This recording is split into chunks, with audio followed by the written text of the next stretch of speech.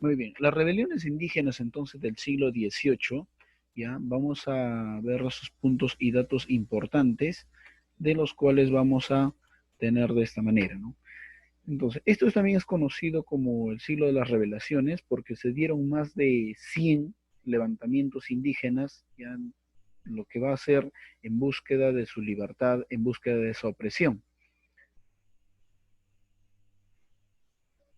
Entonces, los datos más importantes que tenemos son varias y vamos a detallarlo algunas, ¿no? Los motivos fueron dos principalmente, aunque de ahí se van a desprender algunas. Los abusos de los corregidores en el sistema de repartimiento y la introducción de las reformas borbónicas tratando de controlar mucho mejor el sistema de sus colonias. Desde España trataron de implantar un nuevo modelo aquí, de controlar todo lo que es la parte de su economía, ya incluso controlar lo que era parte de las aduanas, lo que era el control eh, de salida o ingreso de productos, y a todas las fronteras. Ahora, en estos tres levantamientos importantes, en esas tres rebeliones, vamos a considerar a Juan Santos Atahualpa en un primer momento, segundo a Tupac Amaru segundo y después a Tupac Katari. Con el caso de Juan Santos Atahualpa, se le conoce por, y según la historia dice que posiblemente él se hacía llamar, y así también lo entiende la historia, de que haya sido descendiente de Atahualpa, ¿no? Sobre todo que él se hacía llamar de esa manera. Entonces, un indígena cusqueño, eh, su propósito importante era tratar de desligarse de esa opresión que habían tenido los franciscanos en Santa Rosa de Ocopa, allá en lo que es en el actual Huancayo, ¿no? El antiguo Junín. ¿Ya? Entonces, ese control de los franciscanos que estaban en la parte de la selva central, en la parte de Junín, en la parte de Tarma, que así es entonces conocida, en sus territorios, entonces le conllevó a él a que pueda tomar esa lucha, ya, desde la selva central para que pueda tener esa libertad de muchos indígenas que también se habían dado. Entonces, en ese apoyo va a tener muchos apoyos de conibos, ashanincas, shipibos y muchos otros más que se van a ir sumando a esa lucha. Entonces, ante esa lucha de este propósito, era tal vez ser el origen de las grandes luchas para que posteriormente también se den allá en Cusco. Entonces, este logro del control de la selva central se va a dar en Chanchamayo. Se dice que en un momento estuvo en Chanchamayo y otro momento estuvo ya a las fronteras de Junín para el lado de Ucayali, pero se ve en un primer momento también que estuvo aquí en la zona de Junín, ya Chanchamayo, fronteras con la parte de Pasco. Entonces, entre Pasco y Junín, ¿ya? Hay un lugar que se llama el Cerro Sal, entonces ahí va a ser la concentración de digamos, de estos indígenas que van a hacer su revolución. Entonces, estos indígenas, haciendo la revolución de sus lugares, entonces también vieron que los españoles, los realistas, también centraron sus bases en una parte de Oxapampa, de tal manera que no le permitían avanzar. Ya Oxapampa, esa parte es ceja de selva, ya selva alta, mientras que un poquito más al otro lado es más selva, digamos, con más montaña, o sea, más peligroso para que ellos también pudieran ingresar, ¿no? Ya que los de la selva tienen mucho más ventajas si se encuentran en la parte de árboles o montañas. Ya dice, si bien es cierto, esta rebelión no llegó a extenderse más de los límites, tampoco pudo ser sometida por la autoridad virreinal. Aunque se sabe, dice que en este mesianismo de Juan Santos Atahualpa, él trató de liberar de esa opresión, pero tampoco se sabe cómo él murió, ¿no? ¿Ya? Entonces, muchos dicen que no hay un dato histórico que él haya sido apresado. Objetivos de su rebelión es buscar la expulsión de los españoles y de los africanos de los Andes, ¿no? Por eso él sacaba una frase que decía, ¿no? América para los americanos, Europa para los europeos y África para los africanos, ¿no? Porque también habían aquí esclavos, o sea, habían de raza negra. Entonces, él entendía, ¿no?, que cada uno debería estar en su lugar. Entonces, América nos corresponde a nosotros, para los europeos debe ser su lugar allá en Europa, España, y los negros también deben ir a África, ¿no? Eso es lo que entendía él y sacaba esa frase. Entonces, y la desaparición de los repartimientos era el otro objetivo, ¿ya? Y de la mitad.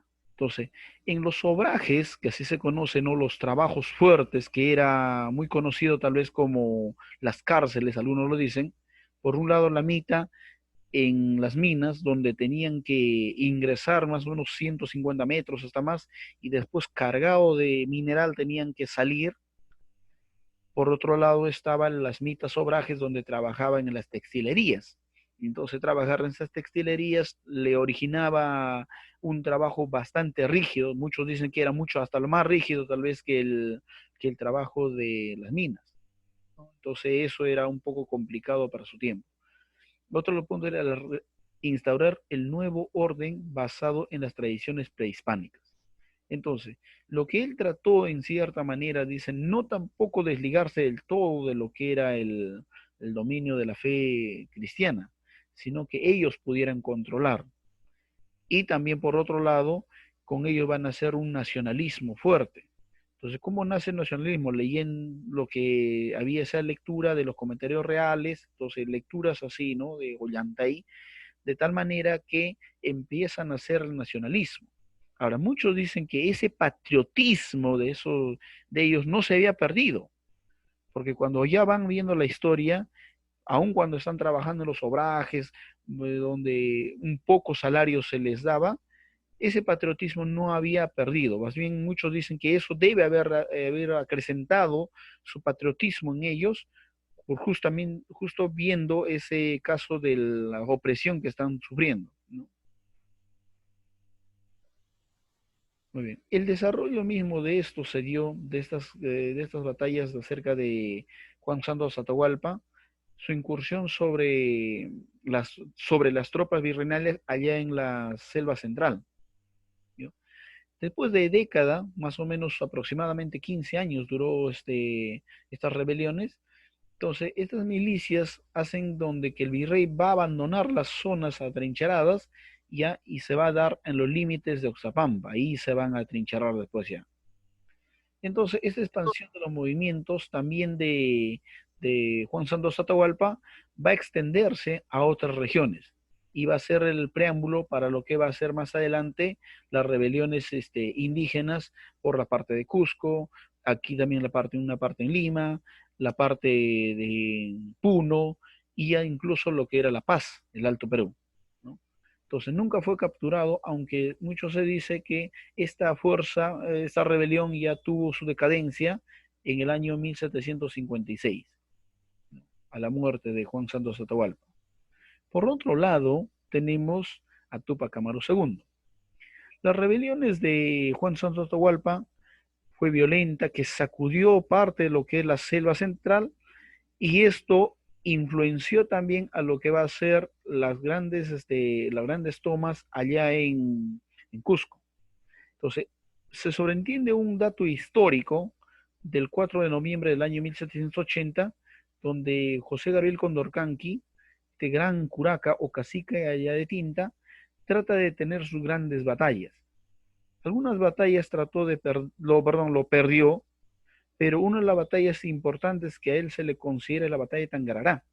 Entonces, en esta batalla de Tangarará, él logra tener, digamos, una victoria y posteriormente en ese mismo año trata de capturarlo, ¿ya? Y posteriormente también le hace la ejecución del corregidor Arriaga. Entonces, él se hizo llamar, ¿ya? Este hombre cacique Condorcanqui se hizo llamar Túpac Amaru II, proclamándose así él mismo o autoproclamándose ya descendiente de Tupac Amaru primero, y entonces él dijo, no, yo soy Tupac Amaru segundo, ¿ya? Los enfrentamientos principales, ¿ya?, entre los indigenistas, mestizos y negros lucharon contra el mal gobierno. Pese a la rebelión que se hizo en esos tiempos, ¿ya?, perdieron cierto apoyo, o él también, Túpac Amaru pierde apoyo porque no todos los caciques lograron apoyar a Túpac Amaru II, ¿ya?, o José Gabriel Condorcanqui. Habían otros caciques no estaban de acuerdo con él. Entonces, aunque él sabe sus discursos después de haber represionado, después de haber matado al corregidor, no tuvo mucho apoyo, reitero, por sus rivalidades que tenían con otros caciques, ¿no? Con otros jefes de comunidades. Entonces, luego de estas rebeldías que se dieron, finalmente él va a tener un derrocamiento, ¿ya? Entonces, ante estos derrocamientos, él va a ser apresado. Se dice que le cortaron la lengua, posteriormente también trataron de estirarlos con caballos, aunque queda pocos datos de eso, y finalmente fue decapitado, ¿no? Terminando ya en ese desenlace.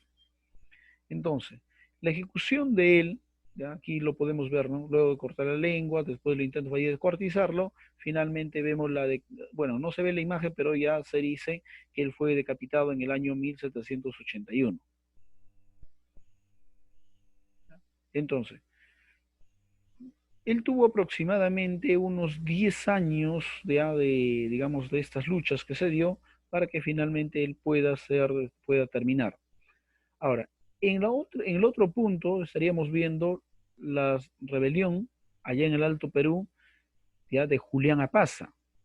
En el caso de Apaza, ya, o también llamado Tupac Katari, ya, Julián Apaza, o también llamado Tupac Katari, él se va a enfrentar mucho a las reformas borbónicas.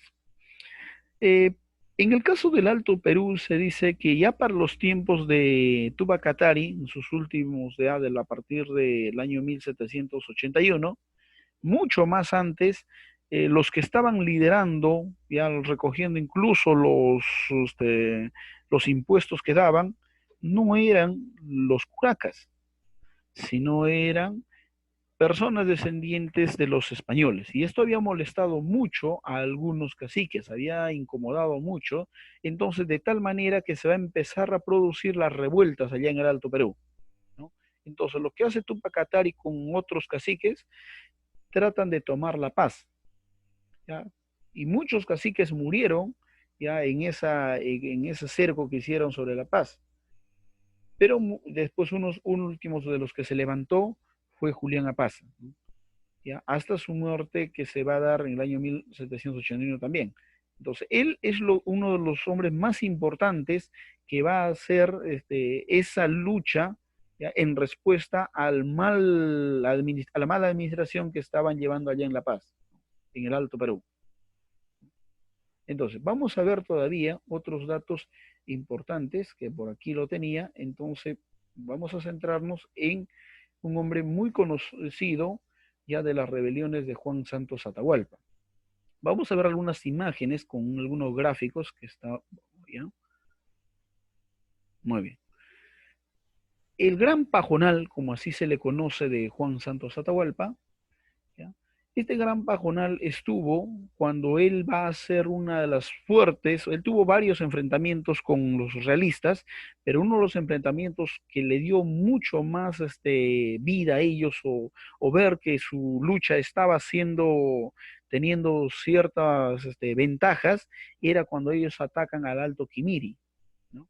Entonces el Gran Pajonal, dice, se hallaba justamente esos tiempos liderado por los franciscanos. Entonces los franciscanos en cierta manera hacían ahí trabajos, pero a la misma vez su forma de evangelizar era bastante cruel.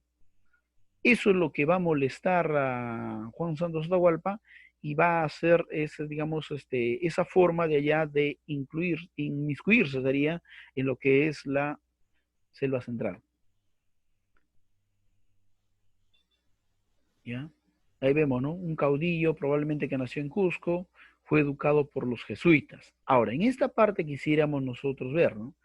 Se dice que esto no era, digamos, una persona tampoco de un indígena pobre, ¿ya? Entonces, para tener una educación, solamente la familia de los curacas, ya esa gente importante, es los que tenían educación. Entonces, si él ha sido educado por los jesuitas, uno de los, digamos, más altos, eh, digamos, forma de educación que han traído los españoles, entonces tenía una muy buena educación. Entonces, en esos tiempos, se dice también en la historia, en la educación, en el virreinato, era que ellos tenían que aprender latín. Entonces, aprender latín era porque estos, ¿cómo se llama? Verdello se llama, de la católica, ahorita se me fue, tiene un nombre, el catecismo. Entonces, este catecismo que ellos se habían traído no estaba en español. El catecismo que ellos habían traído estaba en latín.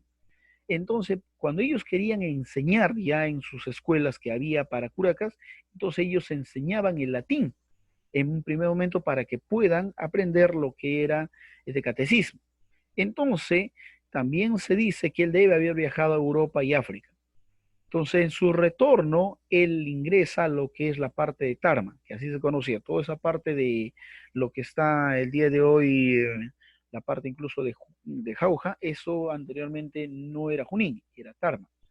Entonces, de ahí ya, de esa parte, se va a ingresar a lo que va a ser la parte de Chanchamayo, ¿no? A su regreso. Entonces, él ya conocía bastante de este punto. O sea. Otra de las causas de su rebelión, que aquí está un poco detallado, es por los territorios que estaban en el Cerro Sal, allá por la Merced, ya colindante con lo que es lo que actualmente conocemos entre Chanchamayo y Oxapampa. Entonces, estos frailes franciscanos decíamos que tenían una fuerte formas de implantar su religión. Entonces ahí surge un gran líder tratando de liberarlos de esa gran opresión.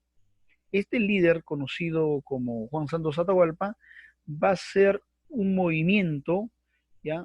Que lo van a también llamar el movimiento mesiánico, por su forma de liberación que va a tener de esa opresión de los franciscanos, ¿no? Aquí podemos ver algunos gráficos importantes donde vemos frailes franciscanos, ¿ya? Propiamente la misión franciscana, Juan Soto Atahualpa y los indios armados, ¿no? Indígenas armados que van a apoyarle a él. Entonces, toda la vestimenta, todo lo que podemos ver, entonces nos hace ver que están en la selva central, aunque los franciscanos mantenían o mantienen todavía hasta ahora su estilo de trajes, ¿no? Vemos algunos puntos ya de arrieros que se dieron. Ahora, entre las propuestas importantes que vamos a ver, ¿no? De España para los españoles, África para los africanos, ¿ya? América para los indígenas, ¿ya? Ahí decían, ahí deben estar los mestizos, los criollos, ¿ya? Donde, ¿por qué decía, y regreso aquí, América para los indígenas, mestizos y criollos? Porque en cierta manera los mestizos y criollos también no estaban descontentos y ellos también van a apoyar, ¿no? Y se va a notar mucho ese apoyo que después de estas rebeliones indígenas, ya juntos con los próceres van a nacer un grupo de criollos que se van a sumar a esto, lo que es la independencia del Perú. Un momento, y aquí. Entre las propuestas militares que él hace, ¿ya? Él trata de ver de que hay alguien que sí los puede apoyar. Entonces, para que él conozca, se dice en la historia, para que él conozca de que los ingleses pueden apoyar, que posteriormente también otros como San Martín, Bolívar conozcan ese apoyo, entonces quiere decir que él sí conocía la realidad de Europa, ¿no? Entonces, vemos otro punto, era, mantuvo adhesión al cristianismo. O sea, ¿qué quiere decir? Él no necesariamente rechazó del todo al cristianismo. Lo que él era más bien que, como él se sobreentiende, o retornando un poco para entender este punto, cuando se dice que hubo educación, y él como debe haber sido descendiente de familia de los curacas, él ha tenido también esa educación. Entonces, la educación que ellos tenían era en base al catecismo. Por eso muchos historiadores hasta la actualidad dicen, no, no ha sido educación, lo que ha sido es evangelización. ¿Ya? Ese era lo primero que tenían que enseñarle a conocer el catecismo. Y después ya le enseñaban, ¿no?, a leer, le enseñaban el español, le enseñaban algunas otras materias como matemáticas, ya, lengua, algunos otros. Pero le enseñaban primero el catecismo. Entonces, por muchos dicen, no, entonces más que educación fue evangelización. Entonces, si él ha tenido esa educación, él ha tenido también un principio ya de este catolicismo. Entonces, por lo tanto, él tampoco del todo quiere desligarse de eso, ¿no? Sino quiere ser que ellos ahora sean los que van a controlar, ya que los indios también se sumen a conocer este modelo, ya que no debe haber sacerdotes de afuera, sino que los indígenas conociendo, ellos también pueden asumir estos roles. Él busca un nuevo modelo de evangelización, un nuevo modelo de conocer la fe, ya no con los de afuera, sino ahora con los que están con ellos mismos, ¿no? Y si él era un líder que conocía esto, se sobreentiende que él quería en su primer momento impartir, ¿ya? Es en el lado religioso. Ahora vamos a ver de parte de los digamos, algunos ataques en el mapa que tenemos, ¿no? ¿Ya? Si bien es cierto, se dice aquí, ya vamos a acercarle un poco, ¿ya? Aquí en el virreinato podemos ver todo lo que está de rojo era lo que es el virreinato. Entonces, esa parte importante y grande que pueden darse cuenta ahora bien, una parte es Trujillo, y Trujillo, mira, la parte de Trujillo está toda la parte hasta lo que hoy en día conocemos como La Libertad, Lambayeque, Piura, Tumbes, ya, parte de Cajamarca. Lima, vemos extenso, hasta la parte de lo que es Ica, ya, Pisco, y la parte de lo que se conoce hoy en día como Huánuco, Pasco, Junín, eso era Tarma, ¿no? Y ahí vemos la parte de Tarma. Entonces, estas rebeliones indígenas se va a dar en esta parte, ¿no? Ya al norte de Huancavelica, de Cusco, ya, y centralizado en lo que va a ser entre, hoy en día conocemos como Junín, Pasco y Ucayali. Ahí se va a dar, ¿ya? En la parte de Ucayali y en la parte de, o sea, lo que hoy en día es Junín colindando con Guayali y lo que hoy en día conocemos Junín colindando con Oxapampa, ¿no? Es toda esa parte se va a desarrollar. Pasamos un poquito más al mapa y vamos a acercarnos un poco al mapa que tengo por aquí. Ya, ahora sí. En este mapa que tenemos aquí podemos ver ya cómo se da desde Lima y va a llegar hasta Tarma, ¿no? Ahora vamos a acercar un poquito más al mapa, por favor, espérame un momento. Voy a tratar de ver un acercamiento en el mapa. Ya está. Ya está. A ver, voy a dar, espera un momento, algo está pasando. Voy a tratar de dar un acercamiento al mapa. Y ahí. No, espera un momento todavía. Y ahí. Voy a tratar de este acercamiento. Ahí podemos ver, y ahí podemos ya notar de cómo se están dando los ataques. Ya creo que ahora sí podemos ver con mucha mayor nitidez. Ya un poquito, ya está. A ver, un poquito ya. Entonces, si vemos un primer momento, voy a alejar un momento, ya, la ruta que se está hablando de azul, de este lado, está hablando la ruta de Lima a Tarma. Entonces, de Tarma llega a Chanchamayo. Ya, una vez que llega a Chanchamayo, ahora sí acerco, ya estamos en Tarma, Chanchamayo, ya, acá dice Chanchamayo.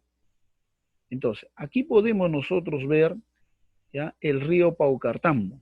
Este río Paucartambo es la separación, lo que hoy en día conocemos como Chanchamayo, para ese lado, y para otro lado lo que es Oxapampa.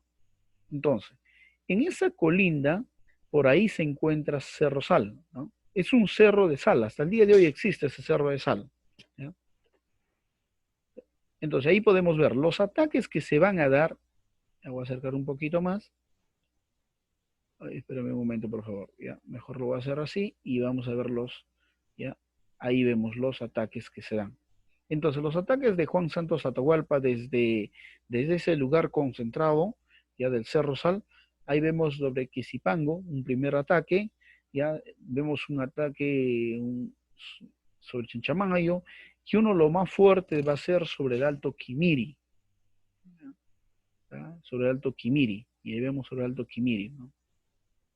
¿Ya? Eso es uno de los más grandes ataques que se da a la fortaleza del Alto Quimiri, derrocando un gran lugar de concentración de franciscanos. ¿Ya? Ahora vamos a ver un poquito más. Después de eso, un poquito ya más adelante, se van a un lugar y trasladan lo que es ya parte de Oxapampa. Hay un lugar que se llama Huancabamba, ahí se van a trasladando. ¿No?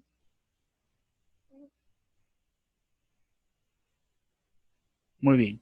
Ya mucho posterior a eso, se dice que más adelante puede haber sido, y eso tampoco queda tan claro, ya tal vez la fecha es un poquito menos, dicen, para el año 1751, en su segundo momento se va a ir a un lugar que se llama Andamarca.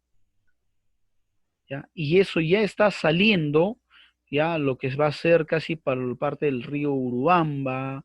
Entonces, esos lugares ya está acercándose para lo que va a ser Ucayali, ya, más o menos por aquí estaría Ucayali, vamos a ver un poquito, a ver, voy a tratar de hacer un poquito más grande nuestro mapa, ¿ya? Ucayali, y posteriormente se va abarcando todo lo que va a ser el Gran Pajonal. Entonces, ese conocido, ese Gran Pajonal ya tremendo que está, eso ya casi estaba lo que es cercano a lo que es Ucayali. Ya acá está el río Pachitea, ya casi es la selva. Aquí no se nota mucho en el gráfico. Ya la parte de Huánuco, ya lo que el día sería, este Gran Pajonal va abarcando todo lo que es, por aquí sí creo que se nota. A ver si logramos notar un poquito, por favor.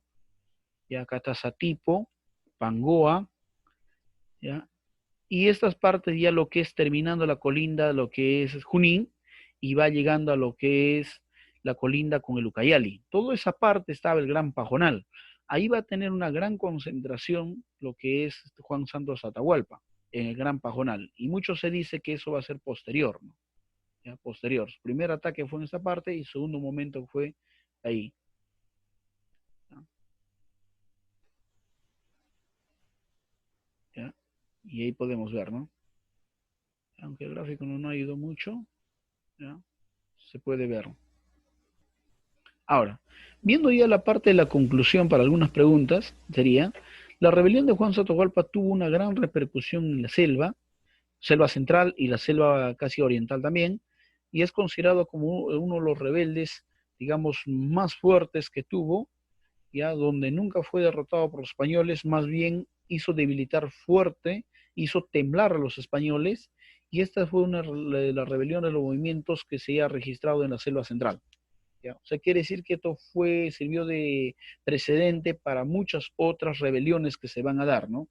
Rebeliones en Andahuaylas, rebeliones en Arequipa, rebeliones en Cajamarca, rebeliones en Cusco, rebeliones en Ancash, ya rebeliones en La Libertad, o sea, hay muchas rebeliones que se van a dar, insurrecciones en Tacna, ya, o sea, hablar de rebeliones, como digo, no es solamente él, ¿no? Hablar de rebeliones es hablar muchas luchas que se dieron indígenas, que se empiezan a partir de, digamos, de este fuerte de rebelión de Juan Santos Dualpa, muchas otras rebeliones se van a desatar. Y a ver, voy a tratar de poner otro punto.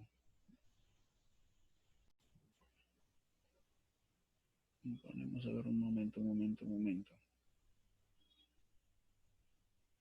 Ya, a ver, vamos a pasar a donde estás.